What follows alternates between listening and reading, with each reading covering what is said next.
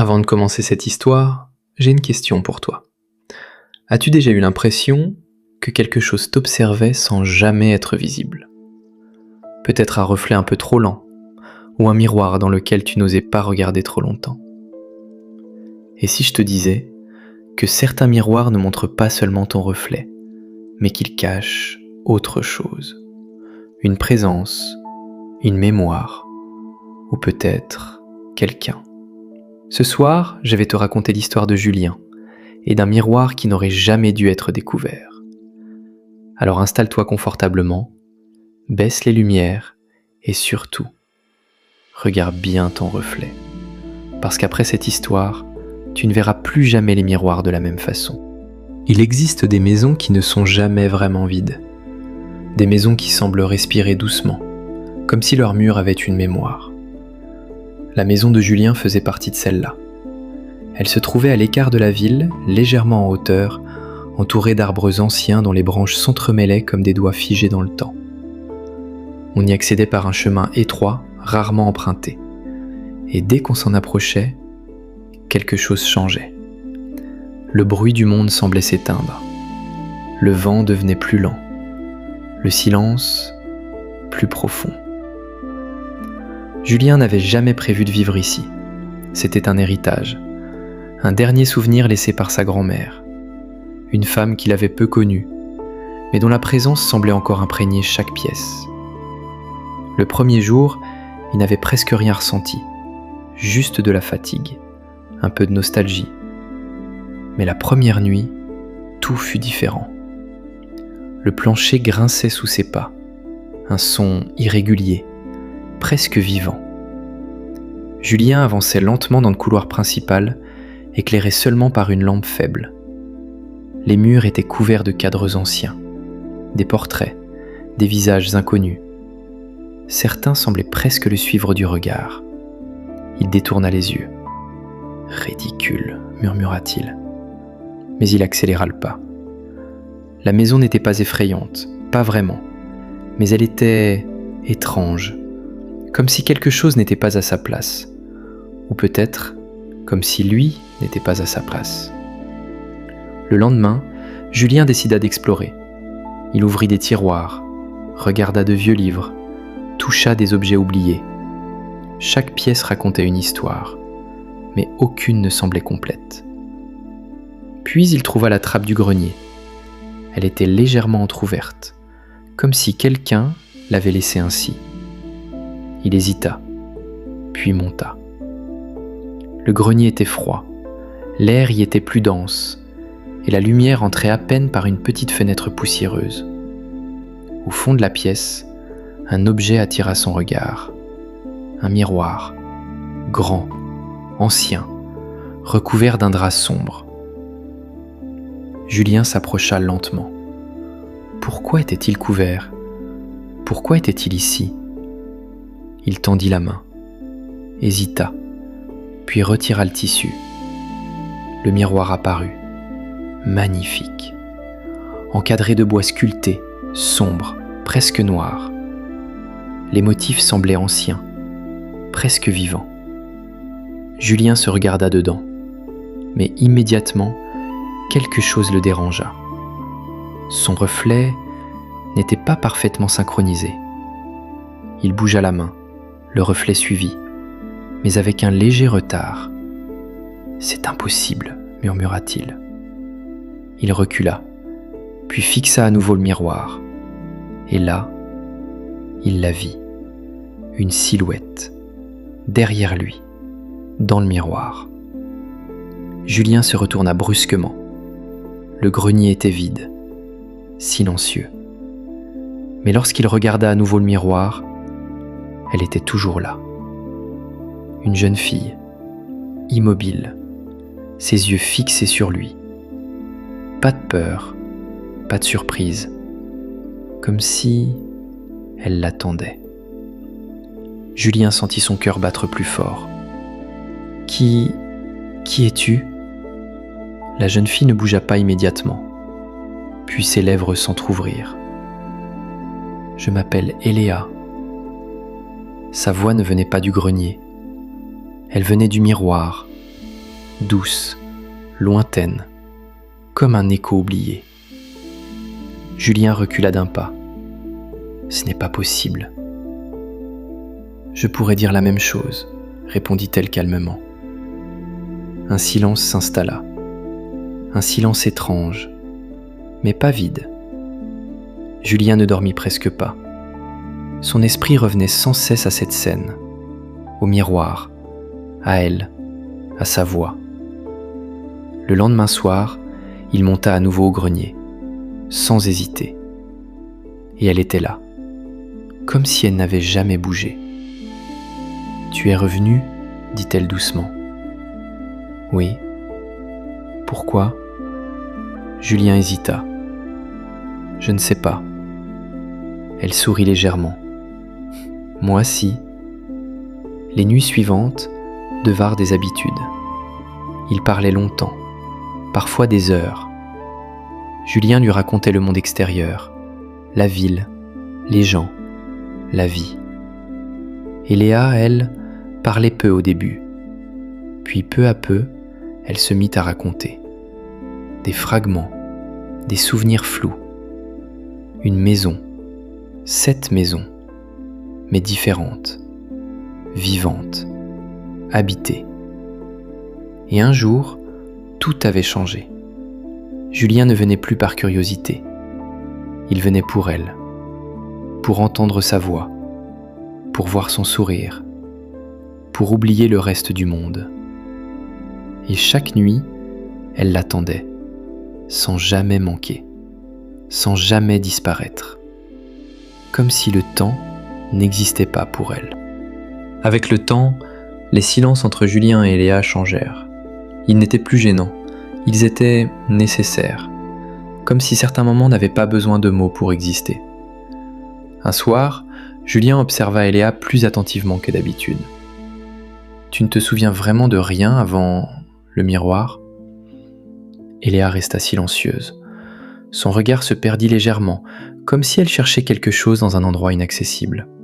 « Je me souviens de la lumière. » « Quelle lumière ? » Une lumière forte, presque blanche, et d'un bruit, comme du verre qui se brise. Julien sentit un frisson. Et après, elle secoua doucement la tête. Après, j'étais là. Les jours passaient, mais pour Léa, rien ne changeait. Elle ne vieillissait pas, ne se fatiguait pas, ne semblait pas affectée par le temps. « Depuis combien de temps es-tu là ?» demanda Julien. Elle hésita. « Je ne sais pas, peut-être des années, peut-être plus. » Julien regarda le cadre du miroir. « Et personne ne t'a trouvé avant moi ?» Elle le fixa. « Non. » Puis, après un court silence, « Peut-être que personne ne pouvait me voir. » Peu à peu, Léa commença à se souvenir, par fragments, des images, une chambre, une fenêtre ouverte, le bruit du vent. « Je vivais ici, » murmura-t-elle un soir. Julien fronça les sourcils. « Dans cette maison ?» Elle hocha doucement la tête. « Oui, mais elle n'était pas comme ça. » Comment elle était ? Un léger sourire apparut sur son visage. Vivante. Julien ressentait quelque chose qu'il n'avait jamais connu, un attachement profond, inexplicable. « Tu sais, dit-il un soir, j'ai l'impression de te connaître depuis toujours. » Léa le regarda longuement. « Peut-être que tu me connaissais. » »« Comment ça ? » ?»« Peut-être que certaines rencontres ne sont pas des coïncidences. » Ce soir-là, tout changea. Julien s'approcha du miroir, puis il s'arrêta net. « Léa ?» Sa voix tremblait légèrement. « Regarde. » Sur la surface du miroir, une fine ligne était apparue, une fissure, presque invisible, mais bien réelle. Léa la fixa. Son expression changea. Pour la première fois, elle avait peur. Les jours suivants, la fissure grandit, lentement, mais sûrement. Et avec elle, quelque chose changeait. Léa devenait plus pâle, sa voix plus lointaine, comme si elle s'éloignait. « Julien, » murmura-t-elle, « je crois que je disparais. » « Non, » il secoua la tête. « Non, je vais trouver une solution. Mais au fond de lui, il savait. Julien chercha partout, dans les livres anciens de la maison, dans les archives, sur Internet, mais rien. Aucune trace, aucune explication, aucune solution. Comment sauver quelqu'un qui n'existe plus vraiment ? Il doit y avoir un moyen, dit Julien avec désespoir. Et Léa le regarda doucement. Et si ce n'était pas le cas, il y en a toujours un. Pas toujours. Le silence tomba. Julien, oui, tu dois commencer à accepter. Jamais. Les nuits devenaient plus courtes.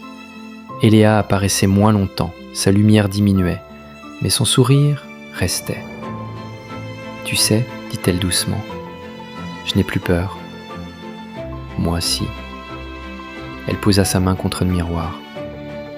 Parce que tu restes. Le miroir était presque entièrement fissuré. Des lignes parcouraient toute sa surface, comme une toile fragile prête à se briser. Julien posa sa main dessus. Ne pars pas. Et Léa posa la sienne en face. Je ne pars pas vraiment. Alors quoi ? Elle sourit. Je change. Le verre trembla, la lumière s'intensifia. Julien ? Non. Écoute-moi. Sa voix était plus douce que jamais. Merci de m'avoir trouvé. Je t'aime. Le silence se figea, puis elle murmura « Moi aussi ». Le miroir éclata. Dans un bruit sec, la lumière disparut. Et Léa n'était plus là.